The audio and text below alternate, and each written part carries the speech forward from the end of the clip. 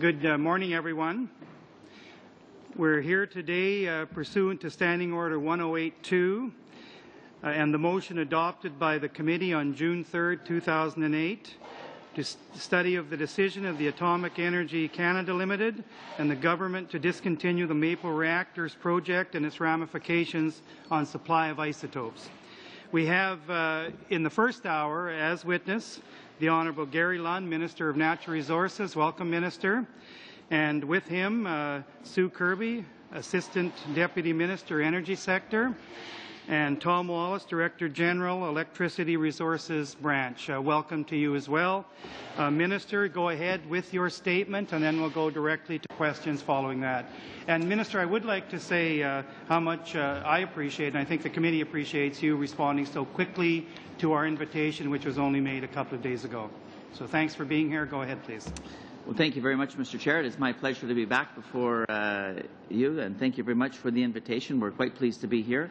You've just introduced my two officials at the table, Sue and Tom, who work at Natural Resources Canada and do a great job.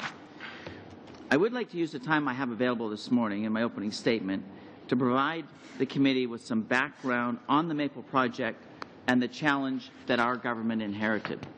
In accepting the decision of ACL to terminate the project, this government responded in the best interest of the Canadian taxpayer, in the best interest of ACL, and the best interest of the medical community.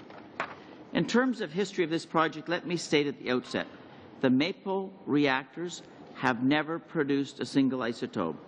A reactor of this type, designed solely for the production of isotopes, has never been built anywhere in the world. The Maple project was unproven technology. I want to emphasize that the risks of this project were known from the very beginning, and we'll get into the timeline of this project in a minute. But in fact, the Liberal government of the day was warned by ACL that this was an extremely high-risk project and was advised not to proceed. Despite this advice, the previous government, this project began in 1996, the construction for the Maple reactors began in 1998, and the two reactors were, in essence, construction was completed in 2000 with a cost of approximately $140 million. It's well known the Maple reactors were plagued with a variety of technical and regulatory challenges almost from the very beginning. In 2000, when the reactors were completed, that's when the technical problems began to occur. In 2003, 3 years behind schedule, the issues were severe enough that ACL had to delay the startup even further. ACL at that point called for a full investigation of the technical problems using outside experts. Experts in the nuclear technology found no solution to these problems. The reactors were not able to operate, and hence they could not produce isotopes.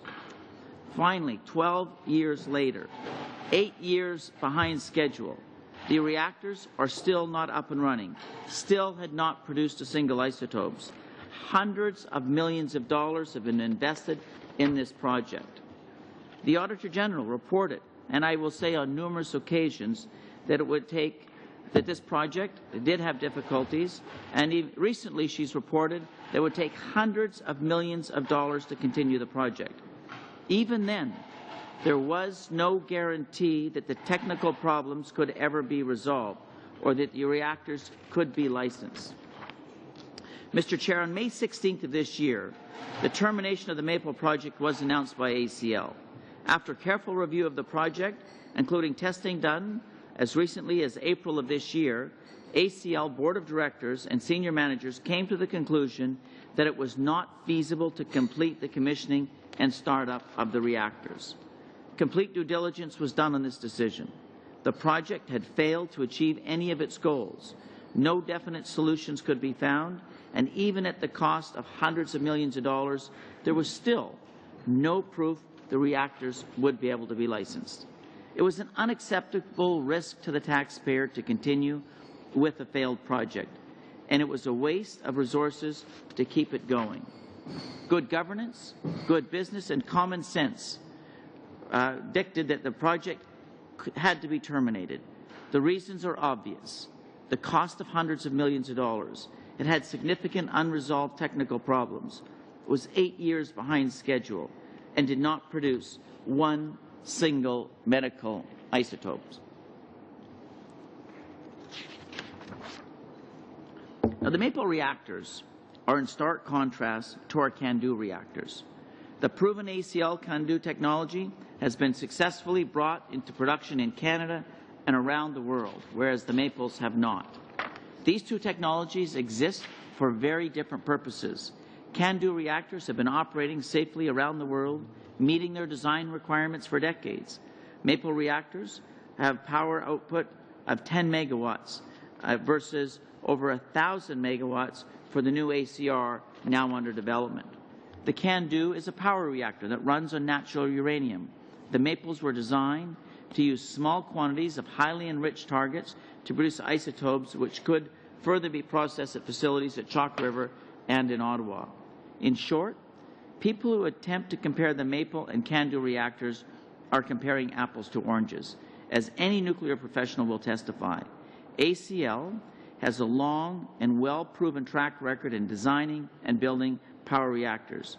CANDU 6 reactors are generating electricity here in Canada, Korea, Romania, Chile, Argentina, and in China. I didn't mean to say Chile, I meant to say China, Mr. Chair.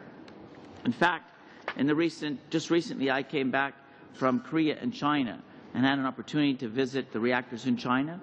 These are the most efficient reactors running in the Chinese fleet.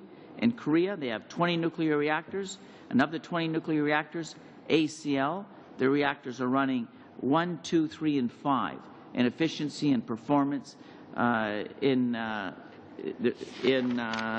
Korea. And they're very, very well received. In terms of the implications of the decision to terminate the Maples reactors, I will be very clear. The termination of the Maple project will have no impact whatsoever on the production of medical isotopes. The Maple reactors have never produced an isotope, as I've stated earlier. Isotopes will be continued to be produced by the NRU reactor, which is licensed until 2011. The NRU is performing better and more safely than any time in its operational history, and I've asked ACL to pursue an extension of the NRU license beyond that date. Our government will work closely with ACL and MDS Nordion to pursue life extension of the NRU to ensure the medical community and Canadians get the supply of isotopes they need. We are prepared to work with the international communities to facilitate international supplies if the NRU needs to be shut down for periods of time in order to secure its life extension. Over the long term, we will work with the private sector to develop solutions to bring on new sources of isotope supply. Some of the private sector solutions could be in Canada and others outside the country. While research reactors operate by governments and universities will likely play a role, we expect the private sector enterprises will determine the future shape of the industry. This is as it should be for isotopes and for the supply of other drugs and the medical technology.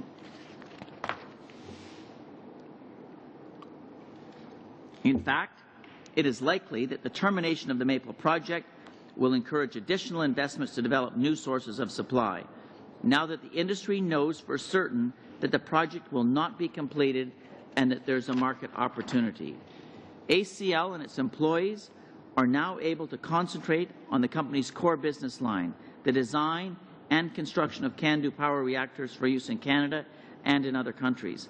I am assured by ACL that the direct impact on employees will be minimal. Winding down the project and the safe shutdown of the reactors themselves will occupy many of the existing staff for at least several months. After that time, ACL expects there will be significant opportunities to redeploy staff at both its Chalk River and Sheridan Park operations. It is also well understood that the global nuclear industry is expanding, and therefore the demand for people with these types of skills will continue to grow. Mr. Chair, in short, there's going to be more jobs than there will be people to fill them in this industry in the future. The Maple reactors were born of litigation and have been the subject of commercial disputes throughout their life. ACL and MDS Nordion are now reconsidering their business relationship, as may be expected. In these circumstances, I'm not at liberty, nor would it be appropriate for me to comment on the business relationship between these two companies, or to entertain any hypothesis on how they may develop. I understand that the committee has agreed to ask ACL and MDS Nordion to testify as well, and I imagine they will be under similar constraints. I would therefore appreciate the committee's forbearance in recognizing that I'm not in a position to discuss matters that are confidential in a commercial sense. Again, I'd like to thank you for inviting me, and I'd be pleased to take any of the members' questions. Thank you very much. Thank you very much, Minister, for your very informative and concise comments. We'll go directly to questioning, starting with the critic for the official opposition, Mr. Al Gabra, for 7 minutes, please. Thank you, Mr. Chair. And Minister, I want to echo what the Chair had said by thanking you and your officials for being here on short notice. Mr., the question to you is, when did you realize that the Maple reactor has no future? Well, I suppose you could, that was a long time coming. I mean, I can go back to Auditor General's reports back to 1998. I'm going to answer your question. Before construction even began, and the flags were there, numerous Auditor General's reports. But obviously, when I became the minister, we're looking at all of this information. We had concerns, and we started, looking at the possibilities.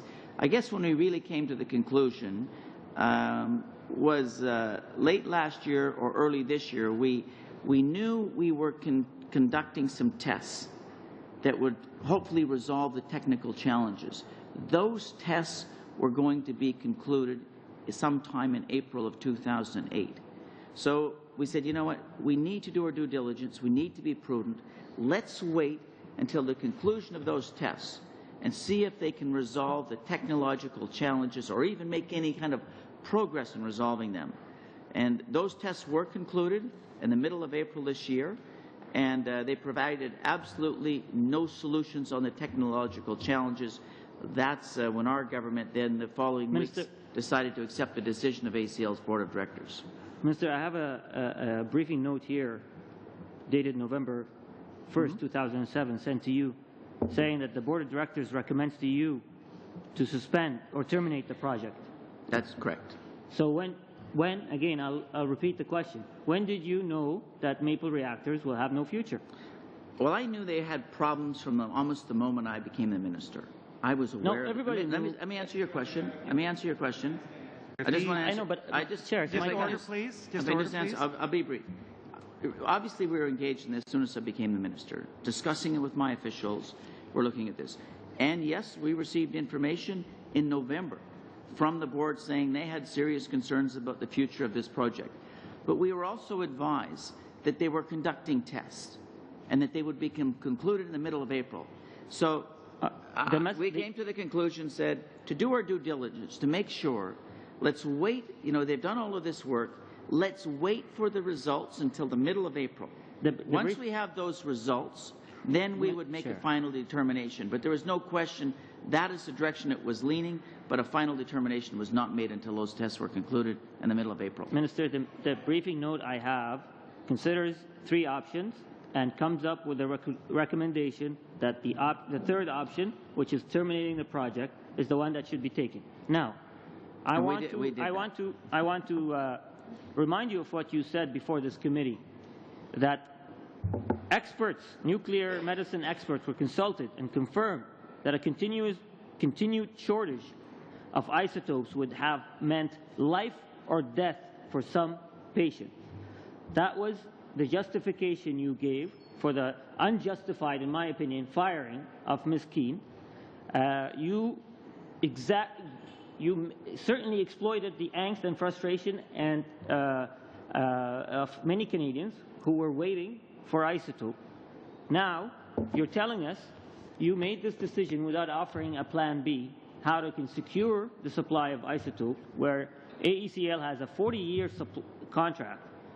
You knew, at least from November 2007, that this project will be terminated. Why didn't you take this time to prepare a plan B, so Canadians and other people around the world would have some sense of comfort that the isotopes, in case something else happens to the NRU reactors, would be provided and the supply would be secured? First of all, let me just say this for the record. We're still in Plan A. If you think the Maple reactors were Plan B, the Maple reactors never produced one isotope. Even if we had a technological solution, it would be many, many years.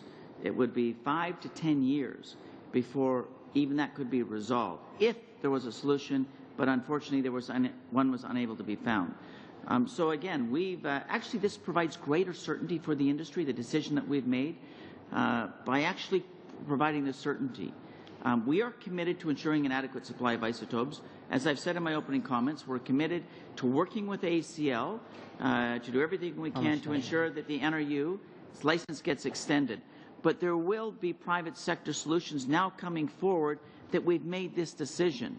In fact, you know, we have people approaching us now with possible solutions for alternative supply to isotopes. But these Maple reactor was not going to produce any isotopes. You say now there's more security to the future supply. How is that? Well, first of all, or certainty. More certainty. The reality is there's more certainty. Is there was a lot of people in the private sector who were wondering, you know, listen, there's 2 dedicated reactors, the Maple reactors, which were built, and they're not going to get in the business of producing isotopes as long as this is out there. The fact that we have now terminated this project, come to the conclusion that we have, will allow others in the longer term to come forward with other proposals. And those are happening now. So but we are committed to extending the NRU to ensure that we can produce isotopes. I don't want to say... Gabra. No, look... No, Mr. Gabra, you asked the question. The minister is not stalling in an answer. He's giving a very concise, direct answer. Please give the minister a chance to finish. And then you can go on with another question after. Will you finish, Minister? Yes. Go ahead, Mr. El Gabra. I don't mean to appear rude, Minister, but I have 7 minutes, and you had the opportunity to make your presentation, and I have lots of questions to ask. So I hope you help me out here in making sure your answers are shorter to the question. Now, are you saying the certainty is that AECL is getting out of the isotope business? What I have stated in my opening comments, that the NRU, which is a marvelous piece of technology, is producing isotopes. The NRU reactor is operating more efficiently and safer today than any time before it's 50 in years history. Old. Any time in its history. And we are committed to working with ACL to extend its license. The Canadians can be assured that they will have an adequate supply of isotopes. Mister, you're confusing me here. You're saying the private sector is going to step in, but you're not willing to say that AECL is getting out of the isotope business. What is it? What I am saying is that ACL is we're working with them to extend the license of the NRU beyond 2011. And that as well, that now that the Maple decision there's finality to it, you are seeing private sector solutions coming forward. And those will evolve and develop in the coming years. We are, as a government, committed to ensuring that there's an adequate supply of medical isotopes for the medical community. Now, again, you know, looking ahead, we believe the private sector will come forward with those solutions. I just make a short comment. Mr. El Gabra. Madame de Bellefoy for 7 minutes, please. Merci, Monsieur le Président. Thank you, Mr. Chair. Welcome, Mr. Minister. 2 visits in such a short time. I would just like to remind you that at your last visit, we asked your department for certain documents that we haven't received yet. So perhaps your visits are too close together, or else the department is very busy. I'll allow you to draw your own conclusions. We're still waiting for them, just to point that out to you. Mr. Minister, the decision was taken on May 16th to put an end to the Maple project. In February, I participated in the symposium of the Canadian Nuclear Association, and already in outside of the conferences room, people told me that the Maple project would never work out. And so the people in the industry, the people I spoke with, told me quite frankly that the Maple project would never work out. So it was as if it was already a fait accompli. the industry was waiting for AECL's decision, and my reaction as a citizen and as a member and someone who's not even versed in the nuclear industry, I'm just wondering why you waited so long. Why were millions of dollars of taxpayers' money spent on a project that that people were fairly unanimous to say that it would not work out? I would also like to know that I would just like to know, in your press release, you talk about hundreds of millions of dollars of taxpayers and private sector money was spent uselessly. And I would like to know the exact amount of taxpayers' money that went toward this project that will never see the light of day, and the private sector money as well. Do you have the figures, Mr. Minister? I do. First of all, on the timing of your announcement, listen, I've been hearing the same information that you have from the private sector. I was at that same conference you were at in February. And we'll give you the exact number. There's hundreds of millions of dollars that was being spent. I think it's close to $600 million in total between the private sector and the federal government on this project to date. I'm getting $590 million. So $590 million has been spent to date, both from the private sector and taxpayers' money. But we were in the process of doing some significant tests. The main technological problem with the Maple reactors, it's called a positive power coefficient, which is unable to have it licensed. And they were trying to resolve this positive power coefficient. And we felt that in the fact that these significant amount of money has been invested, it would be prudent to wait another few months to wait for the conclusion of these tests to see if there was a technological solution that could be found, so we had all the information. To go that far up and then to cancel it 2 months without waiting for this last piece of data. Those tests were concluded around the middle of April, and you know, there was different people with different schools of thought that we could make some progress, but the result, there was no progress. Je vous remercie, Monsieur le Ministre. Votre réponse me satisfait. Vous semblez très... Thank you, Mr. Minister. Your reply was very satisfactory. You seem quite optimistic with regard to the production of isotopes in future. You said that the license is valid until 2011, and that the private sector and AECL are already working on alternatives. And you know that the reactor is 50 years old, and I imagine that even if an alternative solution is found, I don't know if that reactor will be able to continue for a great many more years. It seems to me it has already reached a certain limit that appears to me unacceptable. Now, your optimism is not shared by the Canadian Nuclear Medicine Association, which published a press release on May 21st that says that they are very worried about the supply of isotopes. The association says that it is not aware of any realistic contingency plan that covers the medium and long term, and that it points out the lack of planning and that this endangers all medical diagnostic services. That is the position of the Canadian Medicine Nuclear Association. So the experts, the people who use isotopes, challenge your optimism, and they don't have any information about what will occur in future. So right now, Mr. Minister, is there any kind of plan that we could consult with regard to the development of the safety of the reactor after 2011? What plans are in place? Because to date, I am not very impressed by the planning capabilities of AECL, because with regard to the management of the isotope crisis, it did not fulfill its duties as administrator and a manager. So could you tell us what is on the table? What is the short-term plan? Because everyone knows that a reactor can't be built in 3 years, and that solutions often have to be planned over the very long term. And since the medical community is worried, I would like you to tell us clearly what plans are on the table for the period after 2011. Thank you very much. With respect to this decision, obviously, Determinate Maple project, there was no isotopes being produced. So this decision does not impact the production of isotopes. As far as the future goes, and I hear your comments loud and clear, let me say this. The NRU, as I've said, is a marvelous piece of technology. You're correct, it's 50 years old. But in fairness, it's had a number of upgrades recently done to meet the current licensing conditions, and the reactor is operating as efficient and as safe as it ever has before in its entire history.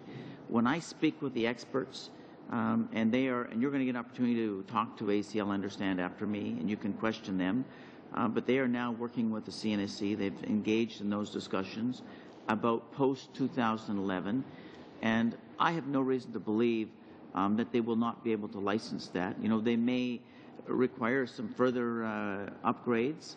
I don't know that, but I can tell you this, that the government is committed to putting the resources, what is required, to ensure that can be done. So those discussions are ongoing, and the fact that we've made this decision on the Maple allows us now to say, okay, what is going to be on the long term out there?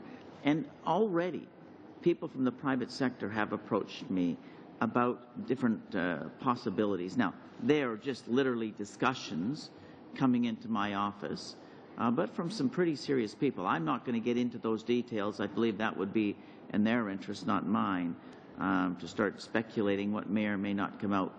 But the fact is that we've made this decision. We can now focus on other alternatives as well. But the NRU, listen, it is doing an amazing job right now. As I've said earlier, it's an amazing piece of technology, and I have every reason to believe it will continue. I hear the concerns of the medical community. That is why we made the decision that we did. It was long overdue. You know, this project should never have began. They were warned. The Auditor General, numerous occasions, warned that the problems with this project. This is well over a decade, and I think we're acting very prudent, very responsibly, and you know, in a time frame. Listen, they're nuclear decisions. You just don't make them overnight. You have to do your due diligence. You have to do your homework, and it's exactly what we have done. Thank you, Madame de Belfoy. Merci. Ms. Bell for 7 minutes. Thank you, Mr. Chair, and I'd like to thank the Minister again for appearing before us on this very important topic. You mentioned that you inherited a problem in the Maples, and this was a long time in the making that had been around 12 years. There had been delays and problems. I'm just curious to know how many years ago, when was if you know, the first time that the industry warned the government that the Maples would not work? Well, I'm advised that as back as the project began in 1996, the Maple project. Construction began in 98, and it was basically completed in 2000. I'm advised that the government of the day, ACL, warned the government of the day in 1996 that this was an extremely highly risky project. If I go back to the Auditor General's report of 1998, this is before construction even began, and I'm reading from the Auditor General's report. She's talking about the Maple project. In those days, they called it the MMIR, that it had tight timelines and budget and unexpected regulatory event. And again, she doesn't get into the specifics. But, you know, the flags were back in the very beginning. You can go up to the Auditor General's reports as recently. You know, the last one, they've been in all of them, in fact, in 1997. Yeah, 3 of them. 3 reports. But and she flags that this problem was plagued. So this is something, you know, as you know, we've taken office 2 years ago. Something I became engaged on this file, and we've done our due diligence to come to the decision that we have. So the tests that you were waiting for, Yes. Were they initiated by your government, or had they been initiated by the previous government? These tests were all conducted under our government. And so, and then They were done in 2008. okay, so we know that the NRU is the only isotope producer in Canada.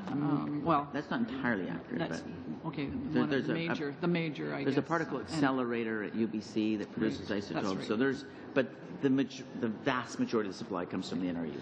And so, without any replacements now on board, how long do you think it would be? And I understand what you've said, that the private sector is coming forward and starting to look at developing something, but how many years away are we from any kind of a replacement? And will the NRU at Chalk River last long enough to see something new come online? I believe it will. I believe everything that I have been briefed and everything that I know of the NRU, I'm confident that we'll be able to extend its license beyond 2011. It can continue to operate safely. Now, having said that, ultimately it's a decision of the CNSC. And I know ACL will engage in them, but from the information that I have no reason to believe that they will not be able to extend that beyond 2011, which gives us adequate time to ensure that once that extension, and depending how long that goes for, that we will have an alternate supply of isotopes, and more than likely being developed from the private sector. Okay. Now there is also international possibilities as well, and all of those are being explored. Okay. And quickly, the maples, what's left of them, I guess, or what's there will have to be decommissioned in some respects. Or is that what will be the process there, the costs, and is there anything salvageable from what we have there that could be sold or reused somehow? ACL will salvage all the parts that they, and the pumps and motors and any parts that is salvageable and they can retrieve. I mean, one of the reactors is not radioactive at all. In fact, it's never been it's never been radioactive. The first maple reactor doing their tests, in fact, is. So there will be some costs in the decommissioning of that, and we'll come back with those costs. But obviously, that's part of the process that will be in the decommissioning of the Maple project. So they will salvage everything that can be reused and is salvageable, and then there will be some decommissioning costs. The second Maple reactor, because it has never been radioactive, will be obviously much easier. Okay. How much time? 2 minutes. 2 minutes. Okay. Boy, those must have been short answers. Thank you, Mr. Minister. So then back to the NRU, I guess the safety issues, and you did outline some of the things under a previous question, but I think it's something that Canadians are very concerned about. So I'm glad to hear that you're going to make sure that CNSC is on board and having oversight. That's something I think that's critically important for Canadians to have the security that they, peace of mind, I guess, that they need, that there is oversight. So again, back to NRU, because it's aging facility, and if there were to be any kind of a problem because of its age or anything, is there a process in place to quickly rely on the world stage for our acquisition of isotopes if we ever needed that? On a managed shutdown, when we have to make enhancements or upgrades to the NRU, when they can be managed, then we can go to our international partners, and in their production schedules and their supplies, the isotope supply can be managed so that can be effective. Obviously, they're very, very careful to ensure that they do. It's the nuclear industry. There's so many safety systems. There's so many checks and balances to ensure that the ongoing NRU continues to operate in a safe manner. I can't predict what could happen in the future, but we're confident in the technology. We're confident in ACL. and their ability to manage this, and that the medical community will have isotopes. I guess just in the case of an emergency, I just wonder what processes are in place to rely on the world markets. Well, there's a number of things that happen in the event of an unexpected shutdown. Then they would go into immediate the isotope, the supplies that we have, and they would manage that supply to ensure the most urgent needs are met. And then we would engage with our international partners around the world, looking for alternate supply and do everything we can. So we don't expect that to happen. The NRU, as I said earlier, is operating safer today than it ever has before in its 50-year history. It has more safety systems on it today than it has had ever before.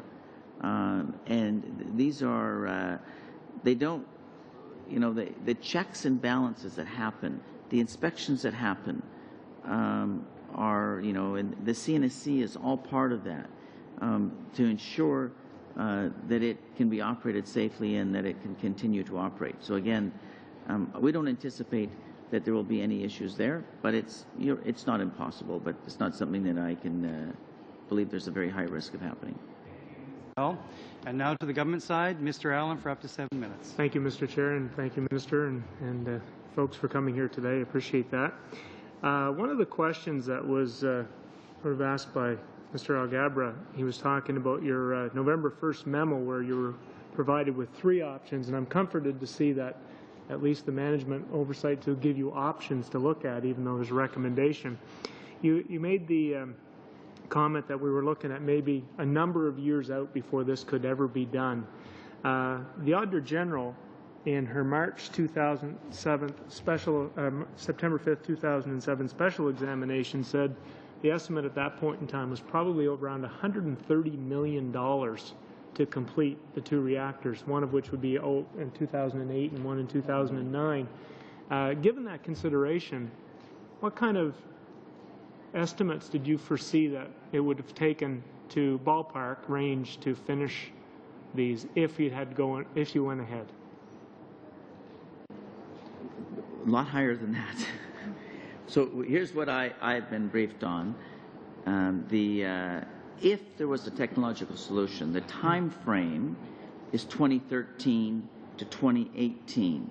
So if they found a technological solution, and we haven't, to solve the positive power coefficient, to make those changes. And the cost to make those changes and complete the project, and I find this troubling, but the range would be another over $300 million, bringing the total cost of the project over $900 million. So that's what it would take to complete if they were able to find a solution. But I want to stress that the last tests that were completed in the middle of April were completely negative. Okay, thank you. That's significant. Can you tell me, I guess, or when your staff tell me, briefly explain, you talked about this positive power coefficient. What are the technical problems and why, it seems strange, why couldn't they be corrected? Once you get this all built, I just like to get my head around. First, let me have a kick at that so you see if you can understand it, and then I'll ask Tom, who's the nuclear guy, so he'll give us a more technical answer. But I want to stress that this is a small reactor. It's 10 megawatts. That's part of the problem that I've advised. ACL built a research reactor in Korea, which is not the same, and it's 30 megawatts, 3 times the size. So part of the problem, they believe, is the size of the reactor. This has never been built before. That's why this project was such high risk. In the reactor core, when it's operating, it cannot have a positive power coefficient. It's designed to have a negative power coefficient. I will say they have engaged nuclear experts, not just from ACL, but around the world, to look at all the technical and all the modeling. And in the modeling, it actually should have a negative power coefficient, but in reality, it's the opposite. And nobody has been able to determine or ascertain why that in fact is. And that is the challenge. I don't know if Tom can add to that. I think Mr. McDermott may be able to provide further technical details, but the problem, I think, is, as the minister outlined, is that there was an unexpected behavior that was predicted by the design and the safety codes that were presented to the CNSC, and there was an observed behavior that was different, and ACL to date has not been able, despite engaging experts from all over the world, to ascertain exactly why the actual behavior observed is different from that predicted in the safety case. Okay. In November of 2002, November 15th, 2002, the Auditor General wrote to then Minister the Honourable Herb Dhaliwal to talk about some of the issues, and in that it said from inconsistent application of quality assurance processes. And one of the comments was from 1999 to 2001, internal and external audits of QA identified numerous weaknesses in AACL's QA processes, the most serious in the Maple Reactor project. And Mr. Dhaliwal this year in his interview, he said, actually, to quote some of the response, I actually set up a process whereby we were evaluating the different options. Unfortunately, I'd left politics while we were looking at this, and final decisions were not being made. We did have a process in place. If people who came later decided it was not a priority, only they can answer for that. Was there any priority put on this from 2002 on? Well, you can read between the lines, and you can read what Mr. Dhaliwal has said, and I'll let the media and the public judge for themselves, what he was saying. The reality is that under the previous government, who began the project in '96 up until they left office in 2005, despite numerous warnings by the Auditor General, the flags were there. This is a political decision, and they elected not to make that decision. For whatever reasons, they chose to ignore this and not make the decision. I'll say we've been in office for 2 years. And listen, when you're making nuclear decisions, there's a lot of work to be done. There's a lot of due diligence. These are not, you don't come into office and make a decision 6 months later. You've got to make sure you're sure of these are significant decisions. So I think we've acted appropriately. Should a decision have been made a long time ago? I think that these tests and this work could have been done a long time ago and have saved a significant amount of money. The fact is that they weren't. But our government is prepared to take the leadership and make the decisions that we have to terminate this project, and we believe it's the best interest of the taxpayer, of ACL, and the medical community. I'll just add, why is it in the best interest of ACL? As you know, we have a nuclear renaissance, and I want to say this about ACL. They are in the business of building power reactors, and their reactors operate as some of the most efficient reactors anywhere in the world. Their performance on the international stage has been to build nuclear reactors on time and under budget. The men and women who work at ACL, the nuclear engineers, the nuclear scientists, are some of the best in the world. And I think this decision also allows them to focus on what they do best, and that's build nuclear reactors to produce electricity. And the reality is the world is changing. We're seeing opportunities both at home and abroad. And that's another reason this decision is so important, that we, they've warned previous governments of the risk of this project. I think it's safe to say this project never should have started, but we can allow them to get back to what they do well. And so I think that's an important part of this decision. Okay. Thank you, Mr. Allen and Minister. Mr. St. Armand, for up to 5 minutes. Thank you very much, Mr. Chair.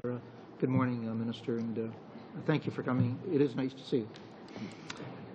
But I can't resist just a bit of a comment with respect to your approach to decision-making, to be deliberate, thoughtful, and to not rush into decision-making. You'll know, Minister, and I'm not inviting an answer to this, you'll know that many have suggested with justification that you and the Prime Minister acted with uncommon haste in firing Linda Keane. So you know that that's out there. Minister, with respect to AECL, as I understand your presentation to the committee this morning, the possibility of AECL being privatized is there. That is one of the options which is being looked at. Is that fair to say? I wouldn't draw any conclusions to that effect, no, but we have not taken any options off the table. Right. But I wouldn't want to acknowledge that as where we're going, because I think that would be a misrepresentation. If it transpires that AECL is in fact privatized, then it will be up to the private owner or entity to decide whether or not isotopes will any longer be produced at Chalk River. You would agree with that? Well, first of all, I'm not going to, first of all, you're speculating what may or may not happen to ACL. Right. That's exactly right. And I'm not going to speculate that, so therefore I can't answer the question. We haven't taken any options off the table, but I don't want to leave anyone with the opinion that that is a course that we are pursuing, or even as a preferred option, because I think that would be inaccurate. Yeah. No, you've said that and you've repeated it now. If AECL is privatized, if it is privatized, the Government of Canada will no longer be a decision maker with respect to whether or not isotopes will continue to be produced at Chalk River. Would you agree with that? I wouldn't at all, and let me explain why.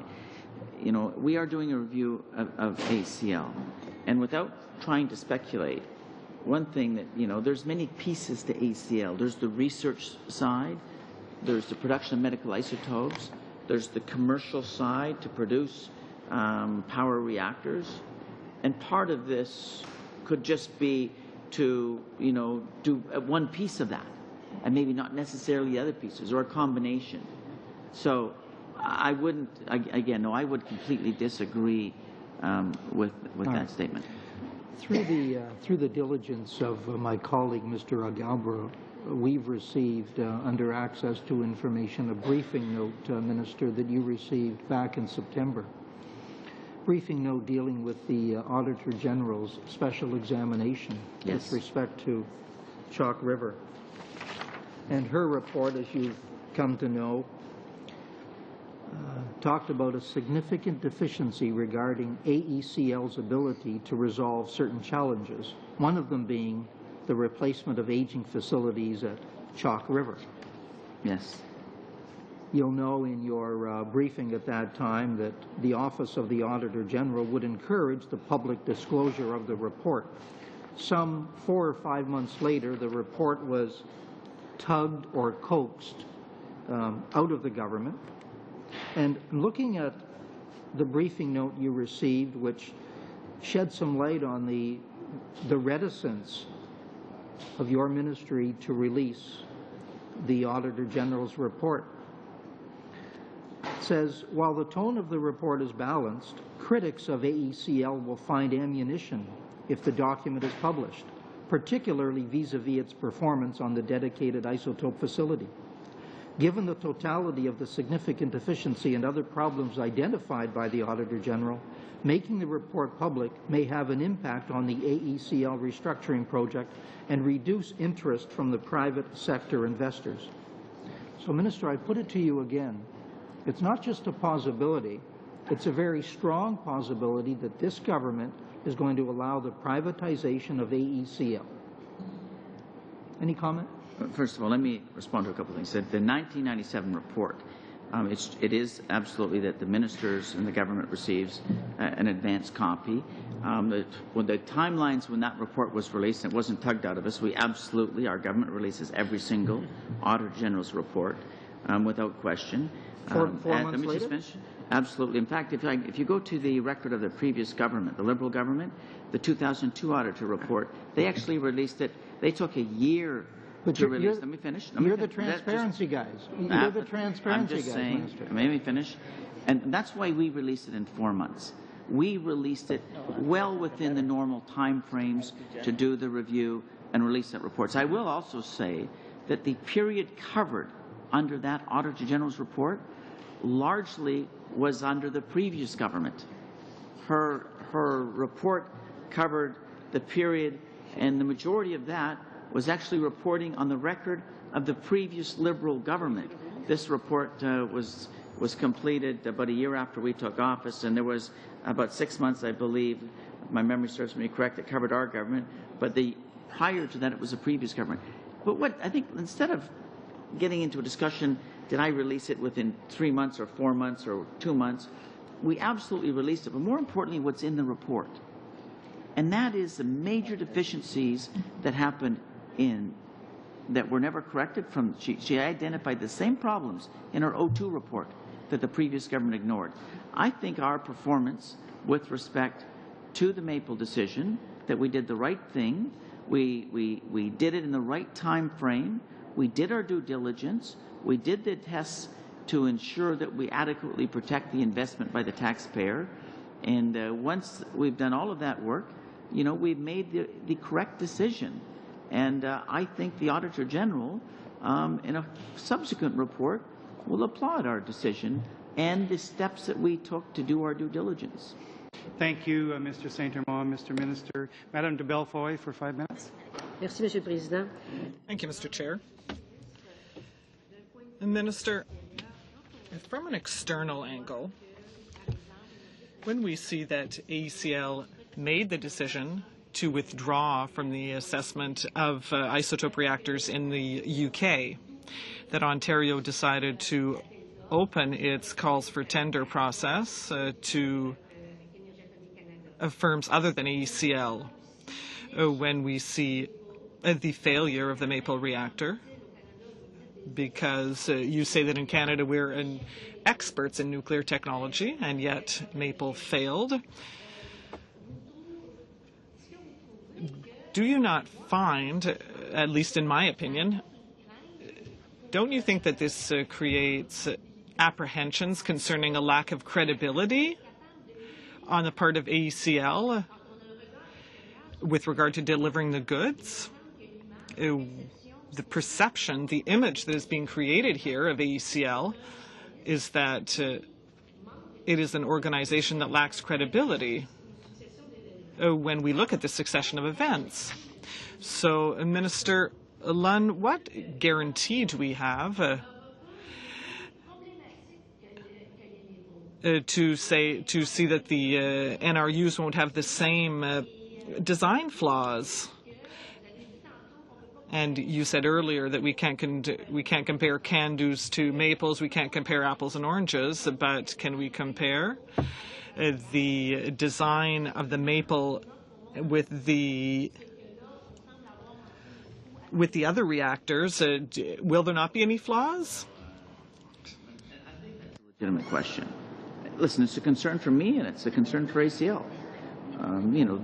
Even though they identified the Maple as a high-risk project and advised against it, they are concerned about that. But I will say emphatically that the Maple technology is completely separate. It's completely different from the ACR technology and what they're doing. And to their credit, the ACR technology, the Advanced CANDU Reactor, is built on the CANDU 6 platform. About 80% or even greater of the parts on the CANDU 6 are interchangeable with the ACR. So that's the platform. If you look at their record, and that's what I say, look at their record. In Argentina, I was down there, I went inside the reactor. They've got awards for the most efficient reactor in the world. In China, Qinshan 1 and 2, I was there a few weeks ago. Again, if you listen to the engineers from there, that their reactor, in all of the Chinese reactors in the entire Chinese fleet, the CANDU, 2 CANDUs there, shortest construction time, the most efficient reactors, they were on time and under budget, they were the least expensive per unit of energy, they used the least amount of uranium per unit of energy produced. They're marvelous pieces of technology. The same thing in Korea. They've got 20 reactors. Ours are 4 of the top 5, and soon I'm told to be 4 of the top 4. So let me just finish. So the record is very, very strong. As far as England, you raised this. I just want to touch this if I can. To continue with the England bid in the UK, the cost of just doing the bid is $25 to $30 million. They have opportunities here at home, and they want to do what they do. They want to do it well. So they had to make a strategic decision. Listen, we've got a lot of work here in Canada. We've got New Brunswick talking to us. We've got Ontario. We're hearing interest in Alberta. Let's focus our priorities on Canada right now to get the ACR platform and get it producing electricity. Because I actually think it's going to be an award-winning, everything I read. But so I think they made the right decision from a strategic decision to not continue in the UK bid process, not to mention the cost. Very, very brief question, please. Merci. Monsieur le Ministre? Thank you. Minister, are there any problems associated with the ACR 700? Could you explain to me the ACR 700, the ACR 1000? Are the problems similar? There's a CANDU 6, or the 6E, the enhanced CANDU 6, which produces 740 megawatts. So that's probably, I think 740 or it's around there, 726 or 740. And the ACR 1000 actually produces 1,140 megawatts of electricity. I'm not even sure how they came up with these numbers, but as there's problems, the CANDU 6 is a tried and proven technology, operating well, operating in Canada, operating around the world. The ACR has never been built. So it is a new technology now. It's built on the CANDU 6 platform. It's about 80%, the parts are interchangeable. But it's the next generation. It's called the Gen 3 technology. There is no Gen 3 reactors operational anywhere in the world. There's a few under construction, and they're not without their challenges. I think, listen, we've got some of the best people at ACL. I've been out to meet them at Chalk River, at Sheridan Park, the nuclear scientists, the engineers. I absolutely believe our greatest asset is our people at ACL, and I have a lot of confidence in them. I do. And I think, we have an ability to create a Canadian champion. That's why our government put the resources into it. In this budget of this year, we put $300 million into ACL. The reality is, I think nuclear is going to play a much more increased role in electricity production. It's greenhouse gas emission-free, it's pollution-free. It's not without its challenges, but it will be part of our energy mix in the future, as we're seeing Ontario's launched a bid process for 2 new reactors, something we haven't built for decades in Canada. We have to go. We'll give the government member, Mr. Trost, just a couple of minutes. I know your time is very limited here. Go ahead, please, Mr. Trost. Thank you, Mr. Chair. I think I know the answer, but just for greater certainty on this point here, in terms of continuing the project, even if there had been hundreds and hundreds of millions of dollars more money poured into this, was there any certainty that this project, that the Maple reactors, would ever work? There was absolutely none. There was no technological solution that has been found as we speak. Okay, I understand that. My other question relates back even farther into the timeline. The Auditor General's report from 1998 says both of these projects, referring to the Maple reactors, involve significant risk to ACL. It talks about tight timelines and budgets and unexpected regulatory events. Now, you were using, I think the term you used was high technological risk when you were talking earlier in your testimony. At what point was this known to be a high technological risk? Was this from day one known to be a very risky project, which is what it turned out to be? Or was it thought to be new technology, but high probability, and only later on did it become understood that it was a high risk problem, as it turned out to be? First of all, and I am actually meant to address Madame de Belfort. She actually, and it just flagged my memory, but she actually raised the question earlier, but she hadn't received responses to my last appearance from the department. I will follow that up. I don't agree that's not acceptable and get you the answers, which is when I come to this one. I don't have the specifics. That's something you may, I'm not sure if Tom does, but you may want to ask ACL. I'll ask to Tom in a minute to answer that. What I do know is that the government of the day was advised that it was an extremely high-risk project, and ACL had significant concerns about it. I don't know if the risks were technological time frame or what those were, and I don't know what the Auditor General meant in her 1980 when she talked about a regulatory event, but maybe Mr. Wallace can add. Wallace. The only thing I can say about the technical risks is the predecessor project to the Maples was a Maple X reactor that ACL terminated that program in the early 90s, and indeed that sort of precipitated a bit of the actions leading to the Maples. With respect to the regulatory reference in the Auditor General's 1998 report, I wasn't engaged in the file at that time. I understand that there were regulatory decisions taken to the effect that the operators for the Maples reactor had to have the same type of training as the operators for power reactors, and that required a certain amount of expenditures to get the people trained to operate the reactors, to more qualified people engaged. That's my understanding of the history. The Maple was never constructed. It was terminated before any construction ever happened. Yeah, great. Okay, thank you very much, Minister, and Ms. Kirby and Mr. Wallace. I appreciate very much the information you've given us. It'll be very helpful in finishing this study. So thanks again. I look forward to seeing you in the future, Minister. I wanted to comment on your statement in the House yesterday. I was quite moved by that, and it was one of the nicest statements I heard, Lloyd, and that was very good. Thank you for that. Okay, meeting suspended for 2 minutes. We'll just change the witnesses as quickly as we can and reconvene in 2 minutes.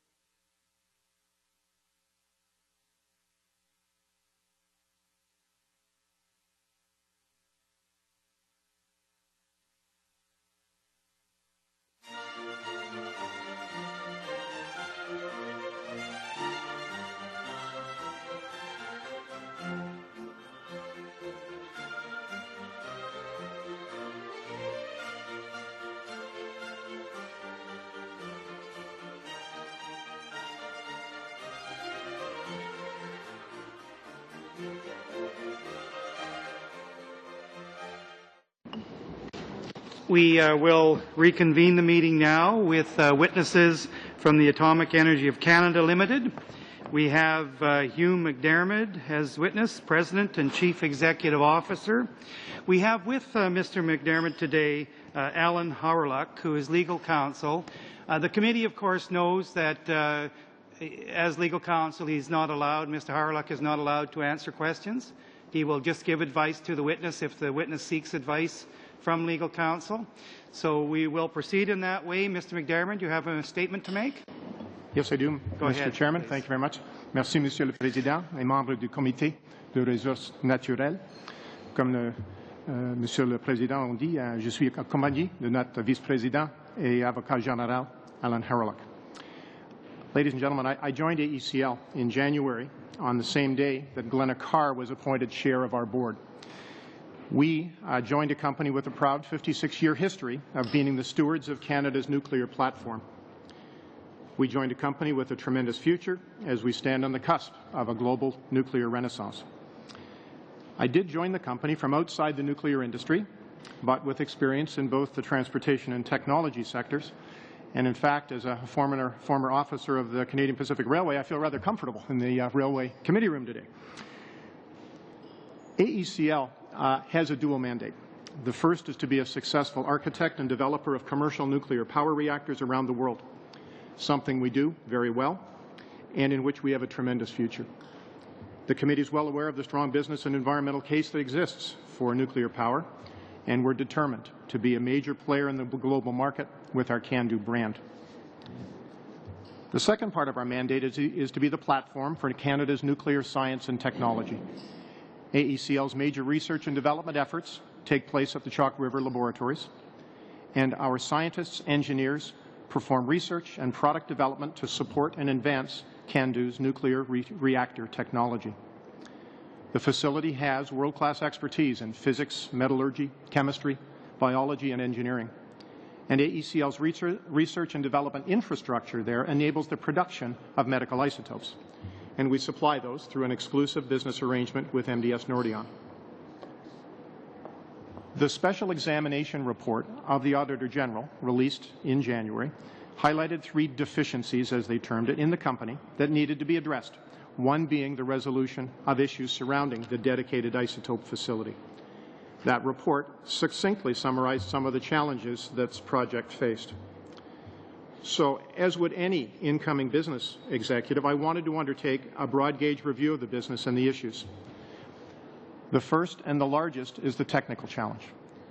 The physics of the Maple reactors were presenting certain mysteries, most particularly in regards to the PCR coefficient, the power coefficient of reactivity. We made every effort to solve these mysteries, but the answers were eluding the best minds in nuclear science. Furthermore, the costs and timeframes for commissioning and licensing the Maples were increasing in the absence of a technical solution. A second issue related to the uncertainty of the marketplace. The market for isotopes produced by AECL was changing, and it was clear that new sources of supply were coming on stream around the world. It was also clear that the worldwide movement towards producing isotopes from low-enriched uranium targets, a movement born out of concern for nuclear proliferation, could leave a facility designed on the basis of highly enriched uranium targets, the Maples, obsolete in a matter of a few years, even prior to completion. Thirdly, we looked at our obligations and options with regard to our contract with MDS Nordion, in particular, a deadline to bring Maple 1 into production by October of this year. We were very aware of the concerns of the healthcare community for their patients. It was clear that swift resolution was key, and if the Maples couldn't be the solution, we needed to be mobilizing quickly with another workable plan. Another consideration, of course, in all of this was for the hundreds of dedicated AECL employees who have devoted the past 12 years to this project.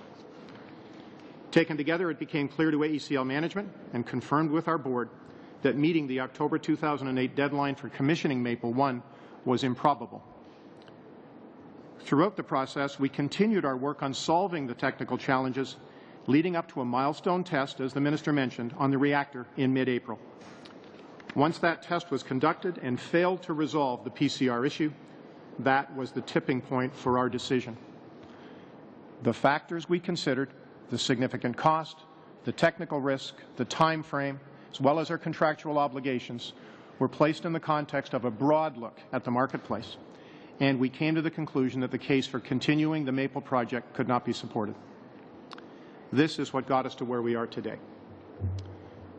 Discontinuing the dedicated isotope facility project does not affect the short or medium-term supply of isotopes. We will continue to supply, continue to produce from the NRU, and our focus now is on making sure this reactor is as reliable as it can possibly be until the end of its current license period, and to take the steps necessary to extend that license beyond 2011. Cette décision était difficile. This decision was difficult but necessary. And the best available evidence and advice. It was made by looking forward, not back, and made in good faith and with the best interests of the taxpayers of Canada in mind. So, Mr. Chairman, that concludes my remarks. Je serai heureux de répondre aux questions des membres du comité. Thank you very much, Mr. McDermott, for your very concise remarks. We go now to the official opposition for 7 minutes. To Mr. Tonks, please. Thank you very much, Mr. Chairman, and thank you, Mr. McDermott and Mr. Haralick, for being here. You have, at least you have this member at a decided disadvantage. You've listed a number of issues as to why the Maple reactor is being abandoned, and you used the term that any deficiencies, that it was improbable, not impossible, but improbable, that these deficiencies could be accommodated. The one that you've selected is the one that I find the most difficulty in understanding, and that's the PCR. And PCR, for the members of the committee, I think Mr. Trost would understand this, but the power coefficient and reactivity. In other words, you have decided to abandon the Maple project, notwithstanding consumer and international issues with respect to other facilities coming on board. You've decided to abandon it because it's improbable that the PCR issue could be accommodated. Is that what your study of April 2008, which the minister referred to, is that what the study concluded? Is that the major part of the study? No, sir. My reference to improbable predated mid-April. In the sense that the mid-April tests, these were specifically designed to test a hypothesis that we could move the PCR coefficient closer to the acceptable range where it could be licensed. And unfortunately, the results of that test showed absolutely no movement. So it really was something where we had mixed views within our own technical team. We had optimists and pessimists and those from Missouri. But frankly, at the end of the test, it was very clearly the view of all that we did not achieve the kind of indications that would give us any confidence about licensability based on PCR. All right. When and I'm going back now, and my memory may be incorrect or vague, but other members of the committee might be able to fill in some of the gaps. But when the isotope shortage and the discontinuation for a period of time of the NRU reactor, it was made on the basis of two assumptions. One was a safety assumption, the other was certification. And in your little overview, you have indicated that you will be going ahead, AECL will be going ahead with at least one of those issues, certification. And you've indicated that by 2000 that you're doing that now. What is the status of that particular issue? We are engaging in discussions with the CNSC with the goal of establishing a very clear process that will determine the licensability requirements and conditions that we need to meet in order to successfully apply for a new license effective 2011.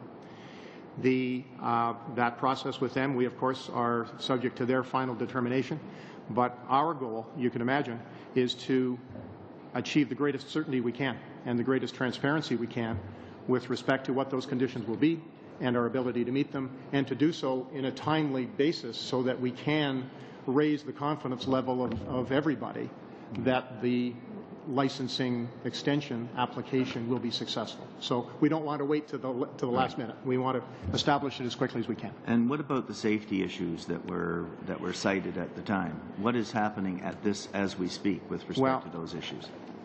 Sir, basically the issues that resulted in the NRU shutdown were ones which really, in our view, revolved around the licensing basis and the licensability as opposed to safety. Having said that, the decision that was made really on both sides of the CNSC and AECL was that we needed an independent review to be conducted to really ascertain what happened, why, how can we avoid it in future. So, as I believe you know, we did co-sponsor an independent research study, which is coming close to the point of being ready for public release. And once that public release occurs, we, on both sides, AECL and CNSC, will be in a position where we can respond to the findings and give reassurances that we are implementing the lessons learned and steps that will avoid any further occurrence along the lines that took place last fall. Okay. Just 1 minute? 2 minutes. Okay. I just have one last question. You will recall, Mr. McDermott, although you weren't in that position at the time, but the trauma that was created with respect to the shutdown of NRU. And I do understand and appreciate that your analysis vis-a-vis the Maple is based that there are other facilities coming on stream that will in fact be able to meet the isotope, medical isotope need. Yeah. And that's eventually. Are you satisfied from a business plan perspective that those events will not occur again and that we won't be right back in the same position, that the NRU facility will not be able to meet meet national and international needs? I honestly am quite convinced that we have dramatically improved the working relationships and communications with the CNSC. We respect their role as the regulator, and they respect ours as the licensee and the operator. And I think that we have today an interchange with them that is open and clear. And clearly, we both share the desire that there never be a reoccurrence of an unplanned shutdown such as that. Mr. Chairman, I believe that this committee asked, as a result of deputants that we had heard during that particular phase, that there would be a strategic plan that would be presented to the committee with respect to matching the needs, both nationally and internationally. And I would just like to clarify whether that was ever received. And if it was, that's fine. If it wasn't, I'd like an assurance from Mr. McDermott that that is in process of being submitted to the committee. I chatted with the clerk earlier based on some comments that Madame de Belfoy made during her first round of questioning about information which hadn't been received, and the clerk indicated to me that in fact all of the information asked for had been received. But I tell you, we will check into that specifically. I'll have the clerk just ask you directly specifically what you're looking for, and if you still have a question at the end of the meeting, you can bring that back to my attention. I will find that out. Okay, it was on the medical isotope issue. Thank you, Mr. Tonks, and thank you for your questions. We now go to Madame de Belfoy for up to 7 minutes. Merci, Monsieur le Président. Alors, Monsieur McDermott, la Commission de régulation nucléaire aux États-Unis, est-ce que ça va bien pour la traduction? À ce moment. Monsieur le Président, arrêtez le temps. Stop. Yes. The interpreter apologizes. Okay, now the interpreter's on the proper channel. Go ahead, please.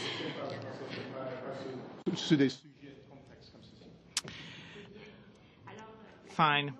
So the Nuclear Regulation Commission in the United States conducted an evaluation of the ACR in 2005. And two problems were identified. That is the positive power coefficient, which was compensated by the use of enriched uranium, and a design flaw.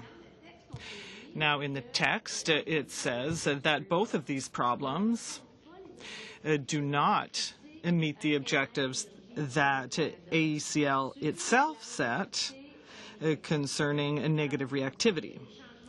So obviously there were changes to be made, among others to the design.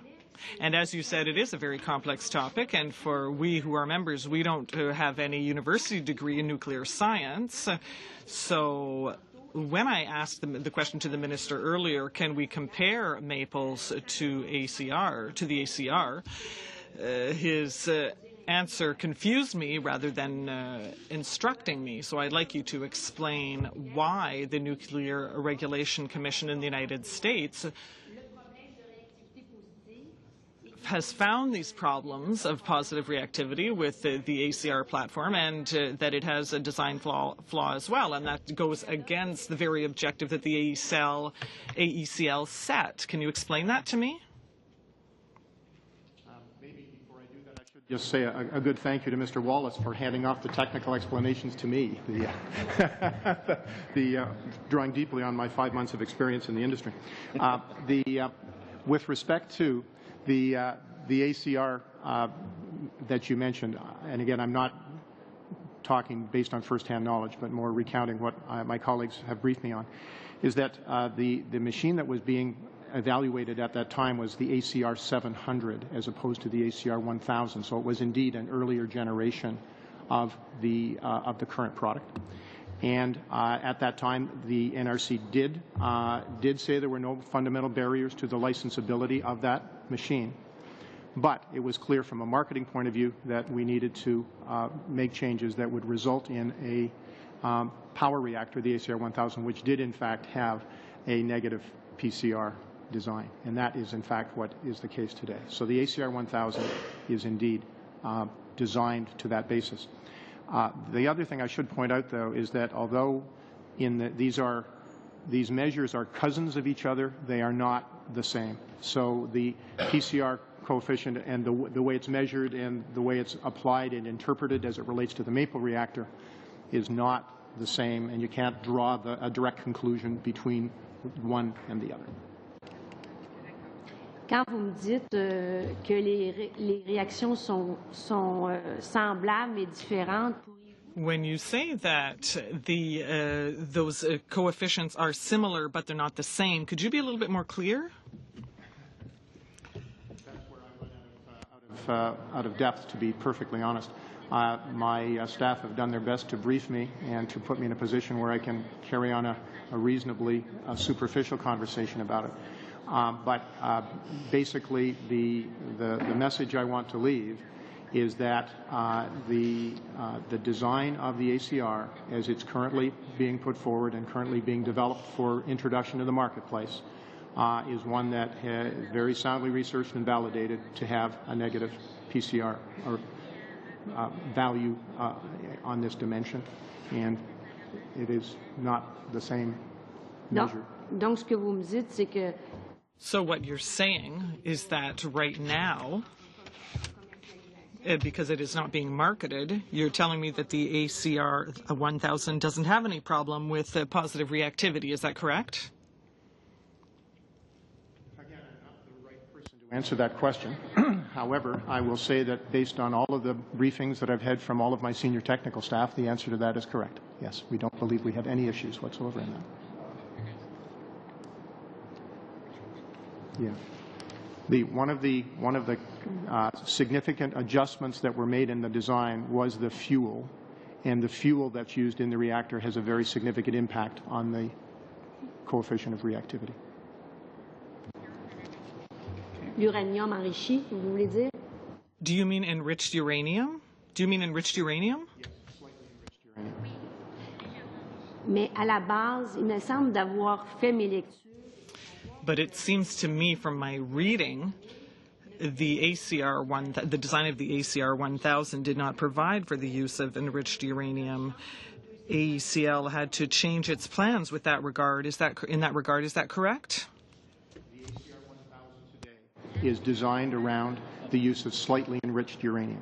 So it is a higher uranium content than in the natural uranium that we use for the CANDU 6s. It is, though, we say slightly enriched because it is less enriched than the low enriched fuel that's used in the light water reactors, which are more 4 to 5%.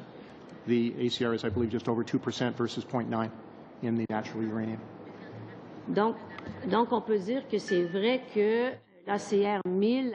So we can say that there was a design flaw in the ACR 1000.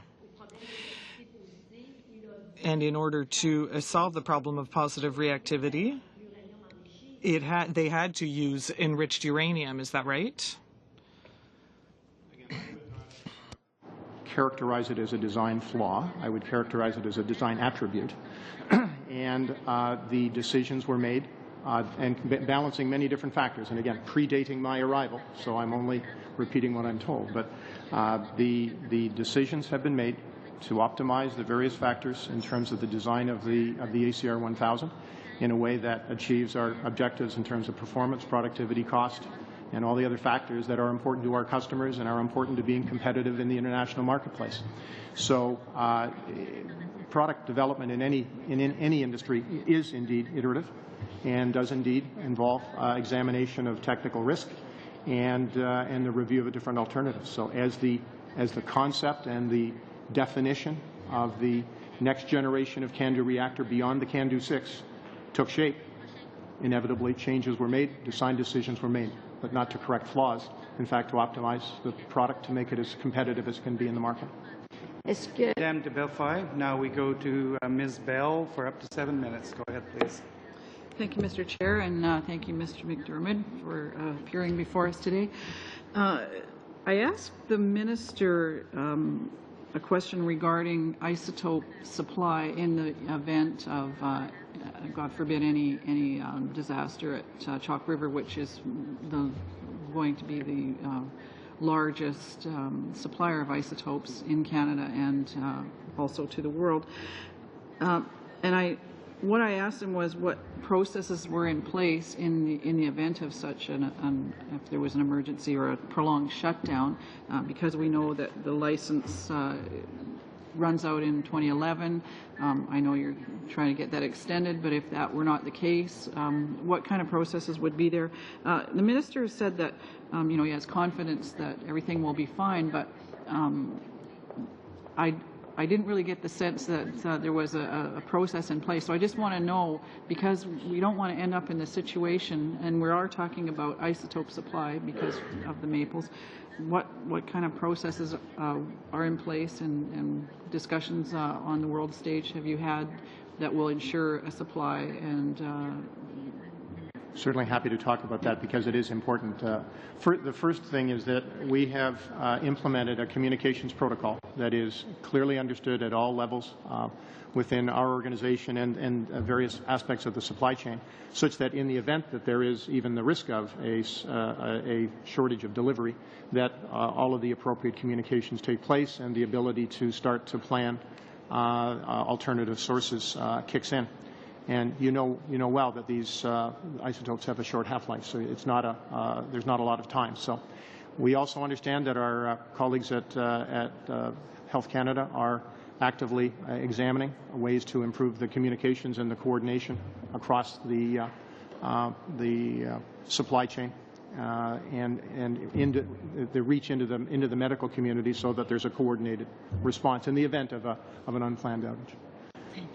Certainly, our goal, as you can imagine, is that we not have any kind of outage caused by the same factors that occurred last November, December. And equally, as it relates to the technical performance of the reactor today, we have every evidence to suggest that it's been operating at the highest levels of reliability and continues to do that. As we move closer to the end of the current licensing period, there will likely be some periods where we need to shut the reactor down for a longer period of time than is currently the case, measured in weeks rather than days. And our view today is that with proper planning and coordination, that we will be able to successfully coordinate and manage a reactor outage of, say, 3 weeks duration, such that we will be able to undertake any work that needs to be done. So that is certainly in our planning frame to be able to deal with that kind of eventuality in a planned way. Thank you. Another question I have is regarding the Generation 3 technology that the Minister talked a little bit about. He mentioned that they were not without their challenges, and I just wondered if you could maybe outline, I didn't get to ask him the question, but what are the challenges that he was referring to? Or if you know. That actually puts me in a bit of an awkward position, because the guidelines that have been imposed by the Ontario bidding process preclude me from making any comments with respect to competitive reactor makers in a public forum. So I'd prefer, if I may, to defer and not respond directly to that, if it's That is understandable, Mr. McDermott. Ms. Bell? There was one more question I had. Where did it go?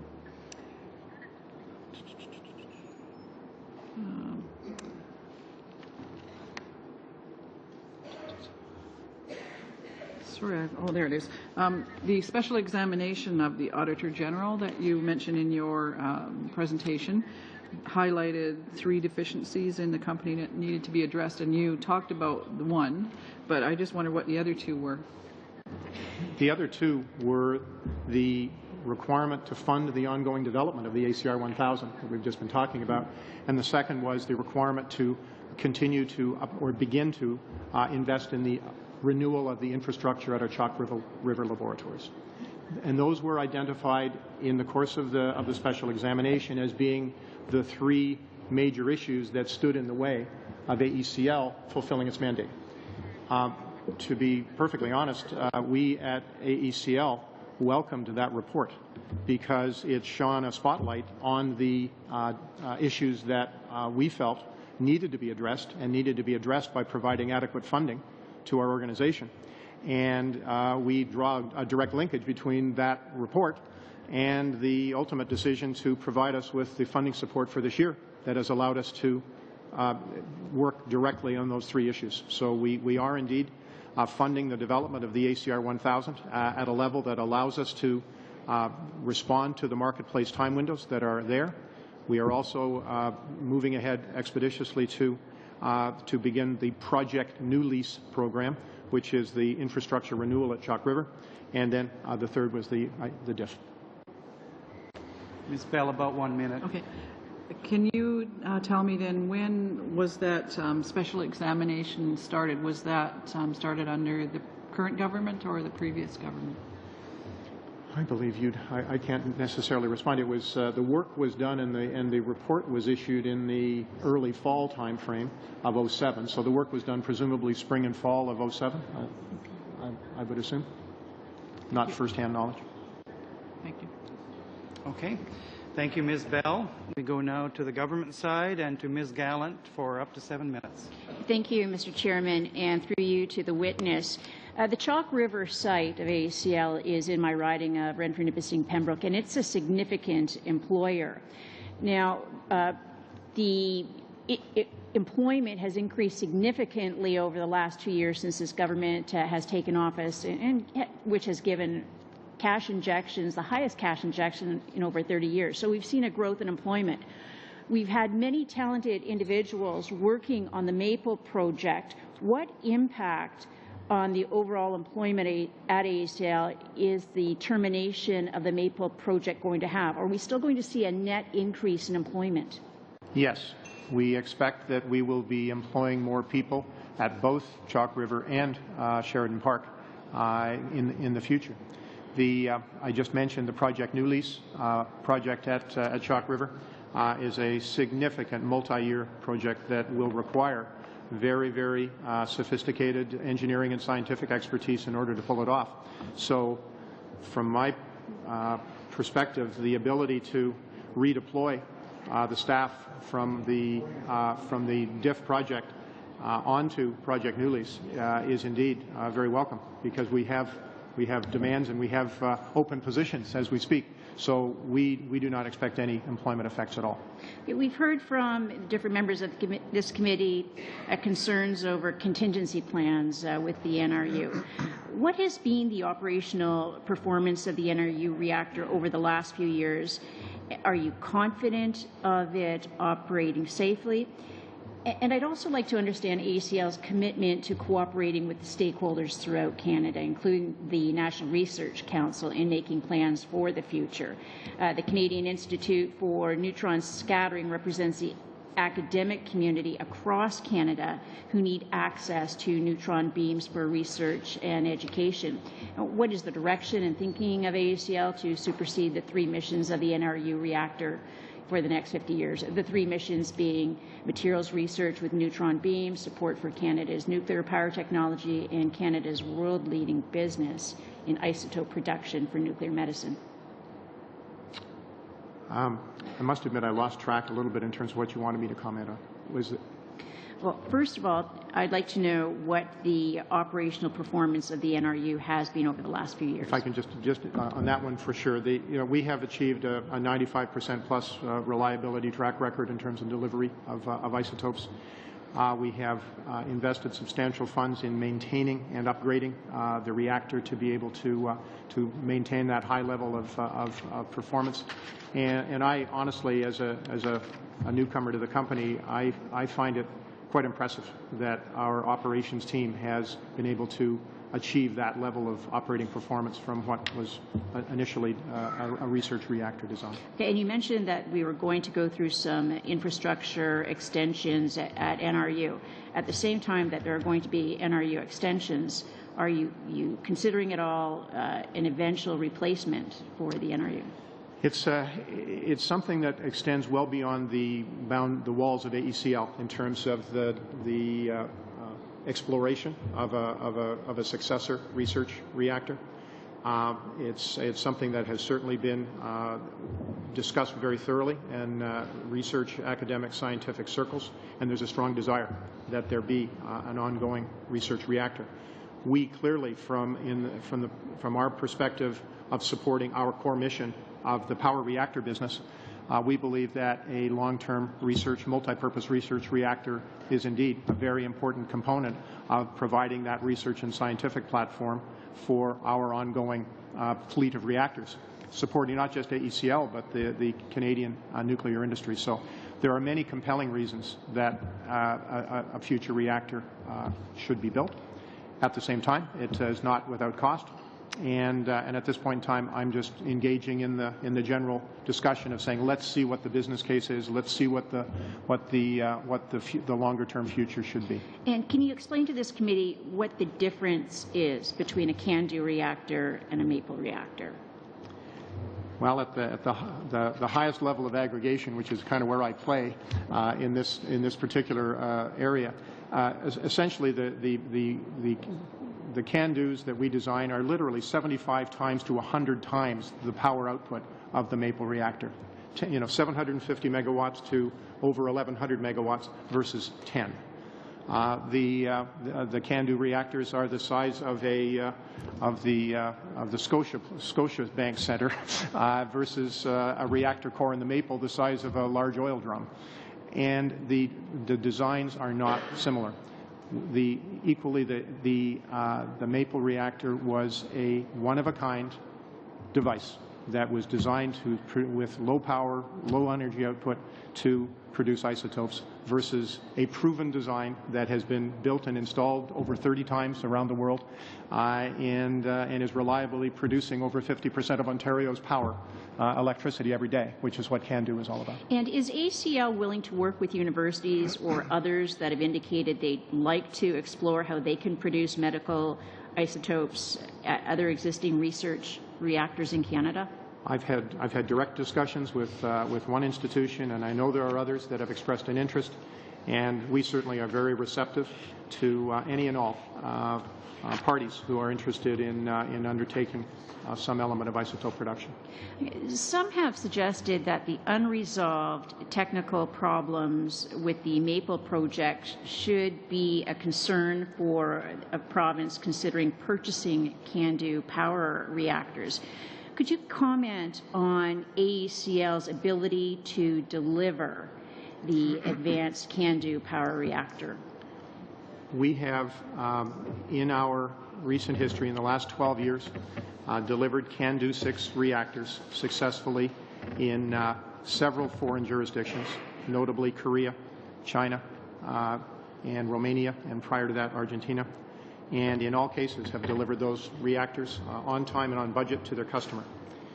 One of the reasons we're able to do that is because of the fundamental design of the CANDU, which allows us to have a diverse supply chain and to have the redundancy of supply that can sometimes cause difficulties for other designs. And so we are very confident in the ability of our design to be constructed. We have a modularity built into the way we design our reactors that optimizes the ability to design them and build them and deliver them on time, and have demonstrated that conclusively in several markets. Thank you, Ms. Gallant. Your time is up.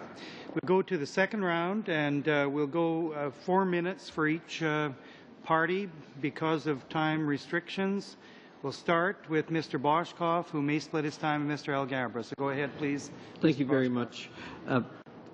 Highly skilled nuclear researchers confirm, I think, what you just said, Mr. McDermott, that the size of the facility for producing isotopes doesn't necessarily have to be as gargantuan as previous.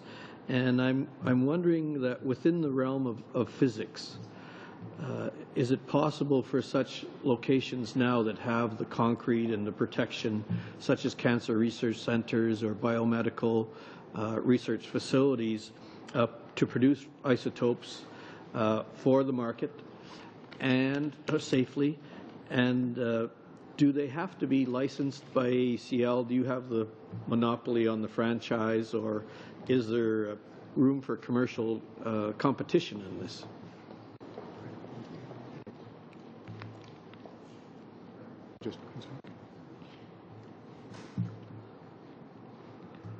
Mr. McDermott is just consulting with legal counsel, as you can see. Can you stop the clock?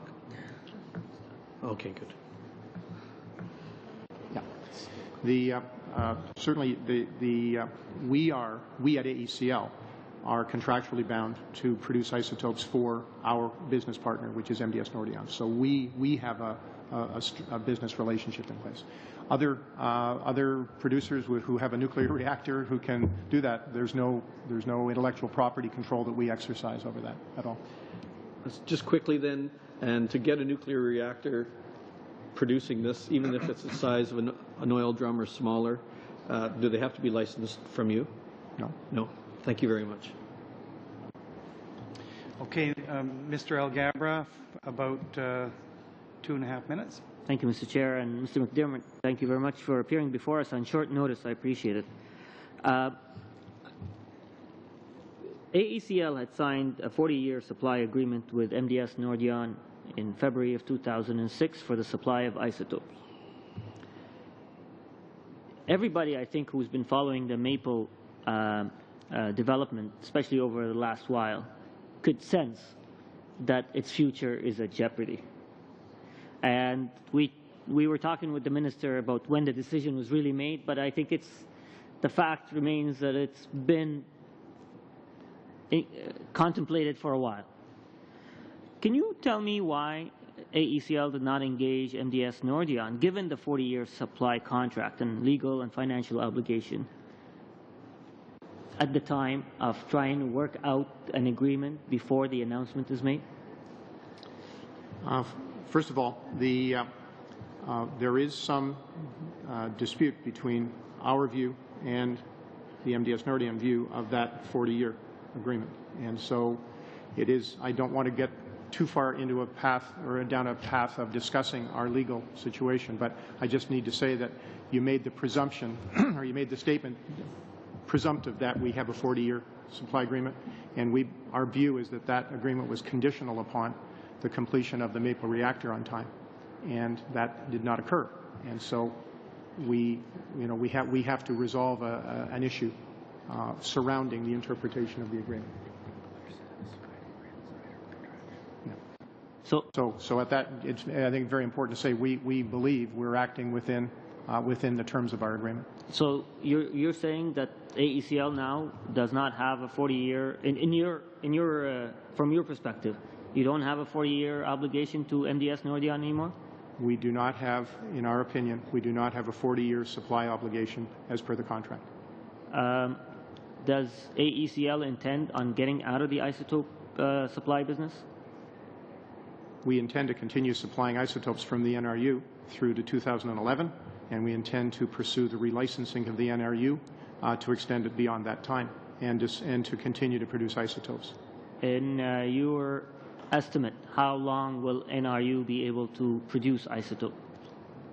I can't give you an answer to that. I do believe that it would be fair to say that it's typical that a license extension would be for a 5-year period.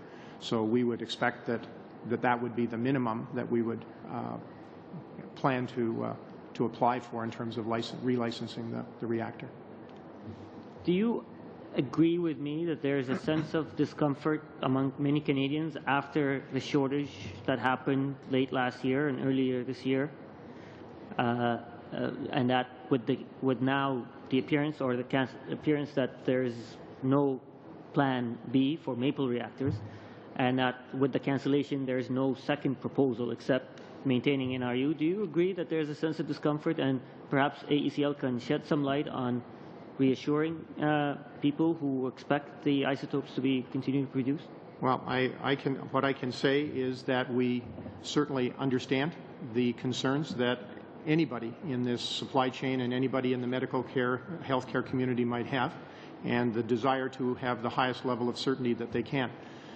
We can only control what we can control, which is, in this particular case, operating the NRU reliably, delivering on our supply commitments, in good faith going ahead and applying to relicense the NRU and move forward with doing that and continuing that supply. Thank you. We go now to the Bloc Québécois, Madame de Belfoy, for 4 minutes. Merci. Alors, Monsieur McDermott. Thank you. Mr. McDermott, AECL and the government seem to put a great deal of hope in the ACR 1000 reactor. And I would like to understand, even though you said that you're not an expert, in my opinion, the CEO of AECL, even if he's been in position for only 5 months, should be the best suited to answer our questions. If we want to market a high-performance reactor, then why would one choose to use enriched uranium when we know full well, at least I think we know, that Canada does not have the technology to enrich uranium, so we depend on other countries to do that. So why did AECL choose to use enriched uranium in its new ACR 1000? I don't understand that at all, and I'd like you to explain it to me, please. You can choose to answer that or not, but Madame de Belfoy, you have strayed from the topic we're here to discuss today, which is the decision to discontinue the Maple reactors. If Mr. McDermott wants to answer, but I would really encourage you to get back on the topic of the day. And we certainly in the future can discuss this. I think it would be a very interesting topic for a committee, but let's deal with the topic that is on the agenda for today. Mr. McDermott, go ahead, please. Well, I do want to respond because, in a sense, that the design process for a large, sophisticated machine like this, you can imagine, does involve the interplay of many, many design factors that go into optimizing. And the design objectives for the ACR 1000 were to achieve the safest possible reactor that we could, built on a can-do architecture, and were to achieve the lowest lifetime unit electricity cost that we could and be competitive with the global market requirements. And in order to do that, there were several important design adjustments made from the can-do 6 starting point to the ACR 1000 evolution. Those included the move to slightly enriched uranium, also the move to a mixture of heavy water moderation and light water coolant, as opposed to the can-do 6 being a pure heavy water-based reactor.